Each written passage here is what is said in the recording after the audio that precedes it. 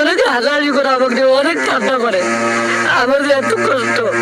ছেঁড়া শার্ট আর মাত্র 8,000 টাকার একটা ভাঙাচোরা মোবাইল ফোন, অথচ এই সামান্য সম্বল নিয়ে পুরো নেট দুনিয়ায় রীতিমতো আগুন ধরিয়ে দিয়েছে গ্রামের এক বোকাশোকা যুবক।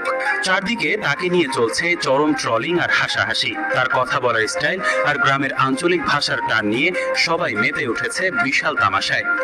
26 মাস আজকে উপলক্ষে এখানে ফেসবুকে ঢুকলেই লোকটার বোকা চেহারার ভিডিও সবার সামনে ভাসছে, কিন্তু এই ঠাট্টার আড়ালে এমন এক কলিজা ফাটানো কষ্টের গল্প লুকিয়ে আছে যা শুনলে চোখের পানি আটকে রাখা যায়।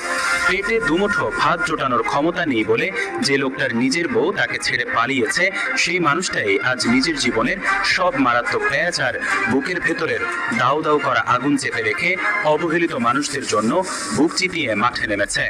আর গরিবের এই সাংবাদিক, ভাইরাল হওয়া সেই তেজি যুবকের নাম মোহাম্মদ তাইজুল ইসলাম।